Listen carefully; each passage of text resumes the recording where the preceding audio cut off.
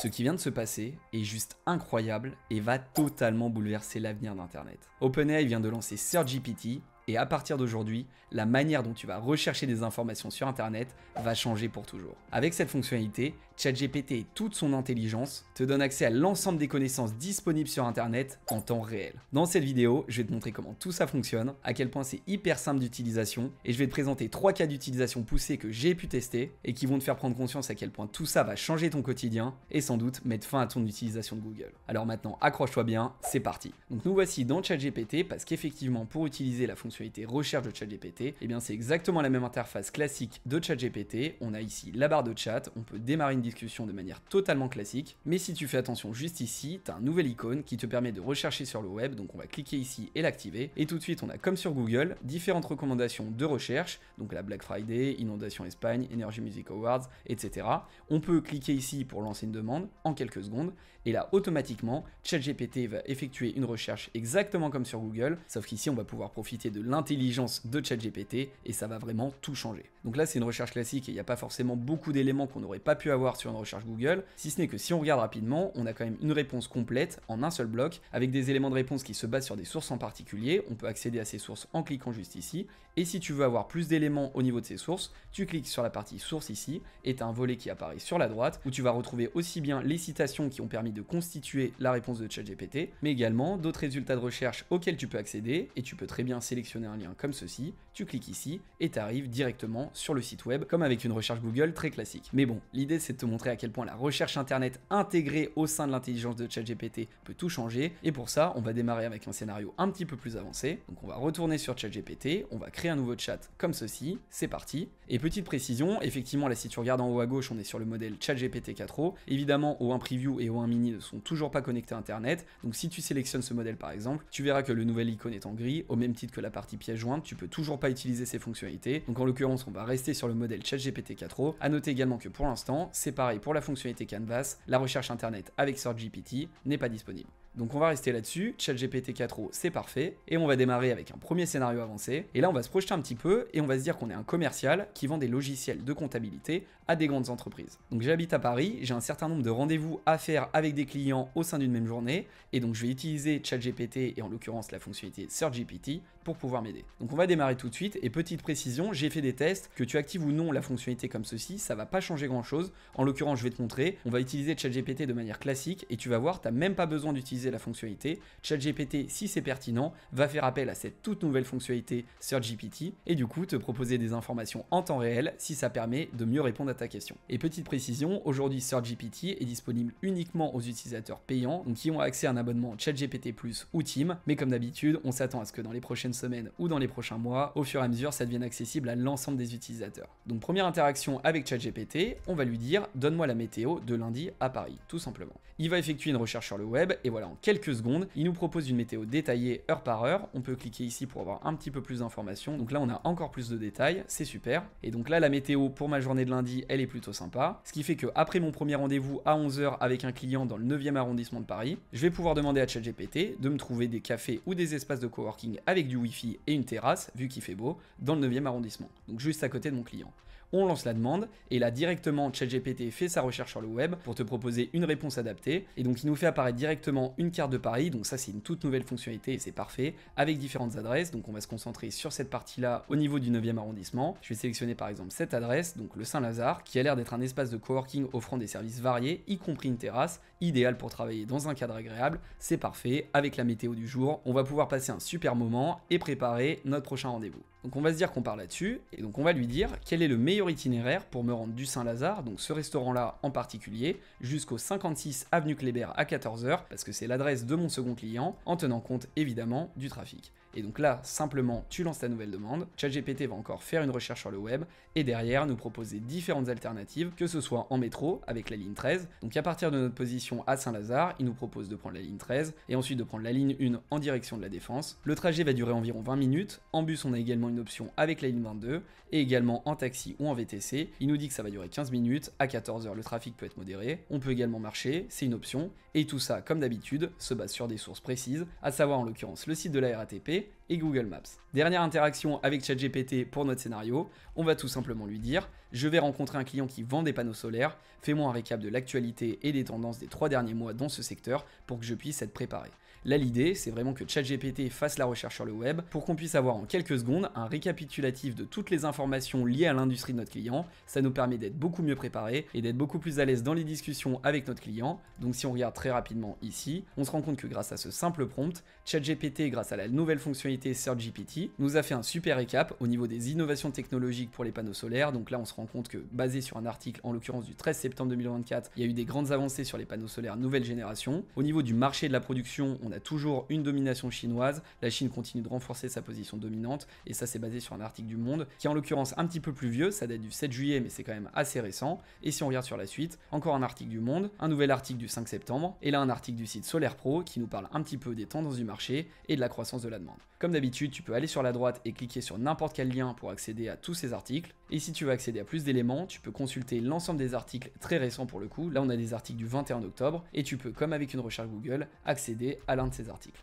Voilà pour cette première partie, j'imagine que tu commences à te rendre compte de la puissance de cette fonctionnalité. Personnellement, c'est celle qui m'enthousiasme le plus depuis la sortie de ChatGPT, c'est vraiment incroyable. J'ai pris le temps de tester tout ça et ça fait gagner un temps fou. Et le deuxième et le troisième scénario, tu vas voir, c'est encore des choses différentes et ça va te donner des super idées. Mais juste avant de passer à la suite, je voulais seulement prendre quelques secondes pour t'annoncer que ça y est, après un long moment d'attente, mon tout nouveau programme ChatGPT de 0 à Pro rouvre ses portes. On a pu prendre le temps d'analyser les retours des premiers membres, apporter de l'accompagnement sur mesure et on va continuer à le faire. On a un gros planning de nouveautés prévues sur les prochaines semaines, SearchGPT évidemment, mais aussi beaucoup d'autres. Bref, avec toutes ces annonces autour de l'IA et cette véritable révolution qu'on est en train de vivre, et on en est encore qu'au tout début, c'est juste le moment parfait pour apprendre à maîtriser ChatGPT et bénéficier d'un avantage considérable sur les prochaines années. Alors si tu veux faire partie de cette vague et profiter de ce créneau de réouverture, je te laisse sécuriser ta place dès maintenant en cliquant sur le lien dans la description.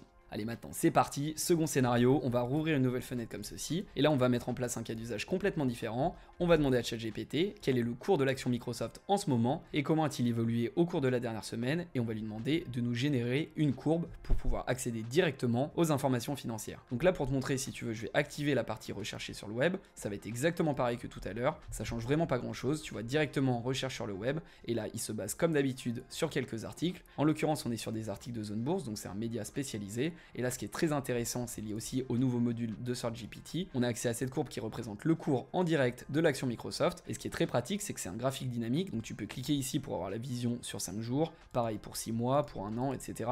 Donc c'est vraiment des choses qui commencent à s'intégrer dans ChatGPT. Ça, c'est vraiment lié à la nouvelle fonctionnalité SearchGPT. Et là, tu vois que tu peux gagner un temps fou parce que tu accèdes directement à l'information en une simple question, comme ceci. Et derrière, tu vas le voir, on va rebondir sur cette discussion et pouvoir profiter de toute la performance de l'intelligence artificielle. Et on va par exemple pouvoir réussir à comprendre très facilement quelles sont les nouvelles récentes qui influencent le cours de Microsoft. Là on regarde par exemple au niveau de la tendance que sur le mois dernier ça a un petit peu baissé, il y a eu quand même une chute assez importante entre le 30 et le 31 octobre, et ben on va essayer de comprendre pourquoi, on va lancer notre demande, et là encore une fois SearchGPT fait appel à internet, donc ça c'est vraiment des informations hyper récentes. Là tu vois l'article il date du 31 octobre, on a aussi des articles plus long terme liés à l'actualité de Microsoft directement sur leur site, donc là cet article il date du 13 mai mais c'est quand même intéressant. Pareil sur cette partie lancement de la gamme Copilot Plus, ça c'est un article du Monde qui va dater de mai, donc c'est un peu plus ancien mais c'est important d'avoir ce type de données pour avoir un peu plus de contexte. Et donc effectivement en quelques secondes on a accès à 4 facteurs qui ont influencé le cours de l'action Microsoft, et comme d'habitude tu peux cliquer ici à droite sur n'importe quel article pour pouvoir accéder à davantage d'informations. Maintenant on va aller encore plus loin, on va relancer ChatGPT et on va lui demander comment Microsoft se compare actuellement avec Apple et Amazon en termes de performance boursière. On lance notre demande, et là c'est toute la magie de ChatGPT avec la recherche internet. Automatiquement, ChatGPT nous récupère les tout derniers cours de clôture, et donc on a un récap en quelques secondes. Et surtout, ce qui est très pratique, c'est qu'on va pouvoir faire appel à la fonctionnalité analyse de données. C'est très important de bien penser à mixer toutes les capacités de ChatGPT pour avoir les meilleurs résultats. C'est ce qu'on va faire, et donc on va lui dire, fais-moi un graphe à partir de ces infos.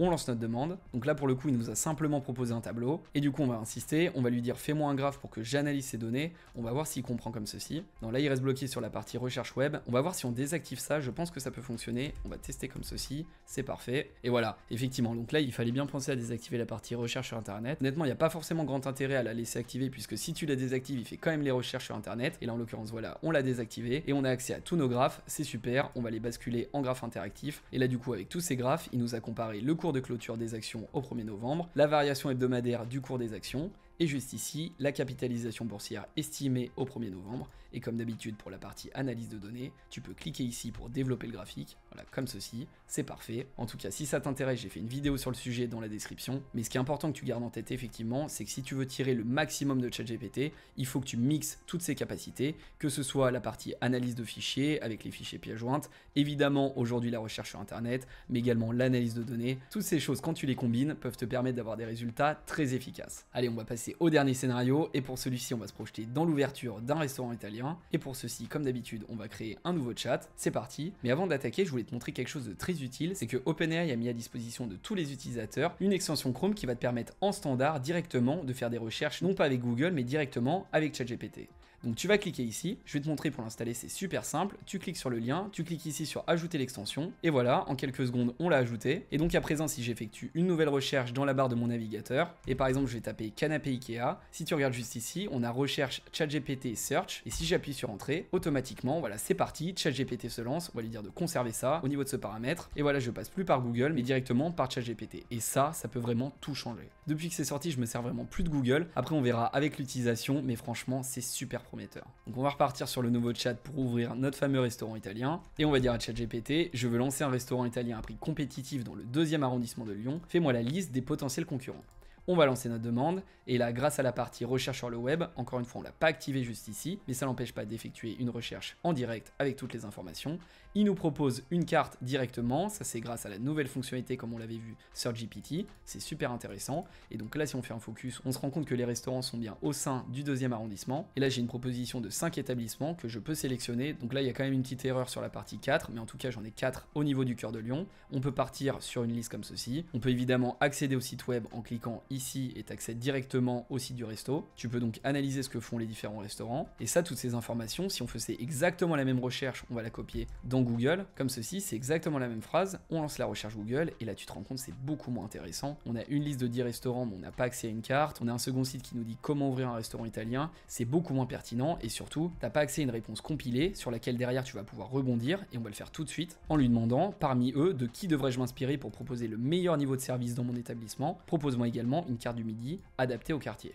Et là, tu vois, ça sur Google, t'es pas capable de le faire. ChatGPT, grâce à toute sa puissance, va récupérer le contexte et derrière nous proposer des éléments hyper détaillés. Là, en l'occurrence, il nous dit que par rapport à tous ces établissements, ça serait intéressant de s'inspirer de Stile Italiano, Angelo et Bisou Trattoria. Comme d'habitude, on peut accéder à leur site en cliquant ici. Et pour la proposition d'une carte du midi adaptée au quartier, il nous dit qu'il y a une diversité dans la clientèle du 2e arrondissement, qui inclut des professionnels en pause déjeuner et des touristes. Et c'est pour ça qu'il nous propose une carte variée, rapide et à prix abordable, avec 2 entrées, 3 plats et 2 desserts. Il nous suggère également une formule déjeuner avec entrée plat ou plat dessert à 15 € ou entrée plat dessert à 20 €, toujours basé sur les sources en fonction des sites des concurrents. Et derrière, on se rend compte qu'évidemment, pour un restaurant italien, on va avoir besoin de sauce tomate, on a des pizzas classiques à la tomate, etc.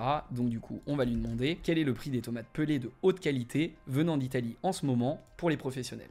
On lance notre demande et là c'est tout l'intérêt encore une fois de la recherche sur internet. Il va en quelques secondes nous sortir tous les prix en direct avec 3 propositions. La première de 2,5 kg pour 7,54 € et si on clique ici, on accède directement au site. En l'occurrence, il y a une petite différence de prix mais ça se joue à quelques centimes et tu peux en un clic ajouter au panier, passer ta commande. Bon, derrière évidemment, on peut continuer la discussion, aller beaucoup plus loin. On peut lui dire par exemple quelles sont les tendances culinaires des 3 derniers mois dans le secteur de la restauration. Si on lance notre demande, ChatGPT va se baser sur des nouveaux articles pour nous proposer les meilleures tendances. On peut lui dire qu'on veut lancer un site et lui demander quels mots-clés et phrases on doit utiliser pour améliorer la visibilité de notre restaurant sur internet. Si tu lances la demande, pareil, en quelques secondes, tu vois vraiment c'est instantané, il nous propose les mots-clés SEO pour être bien optimisé sur Google, des phrases un peu plus longues, des phrases de positionnement. Bref, tu peux vraiment creuser à l'infini et faire en sorte que ChatGPT t'accompagne sur toutes les étapes de création de ton business. Et pareil, hein, derrière, on peut même lui demander de nous générer une image de ce à quoi pourrait ressembler notre site web. On lance la demande et là on fait appel encore une fois à une autre fonctionnalité de ChatGPT, pour le coup le module de génération d'images. Et voilà, en quelques secondes on a accès à une maquette du site web. Évidemment c'est pas quelque chose qu'on pourrait réutiliser directement, mais pour avoir des inspirations ça peut être super pratique. Tu l'as compris, cette nouvelle fonctionnalité SearchGPT est vraiment révolutionnaire. En ce moment OpenAI nous gâte et nous propose tout un tas de nouveautés absolument incroyables, et c'est également le cas de la fonctionnalité Canvas que je trouve vraiment super. Et si ça t'intéresse, j'ai fait une vidéo sur le sujet qui s'affiche juste ici.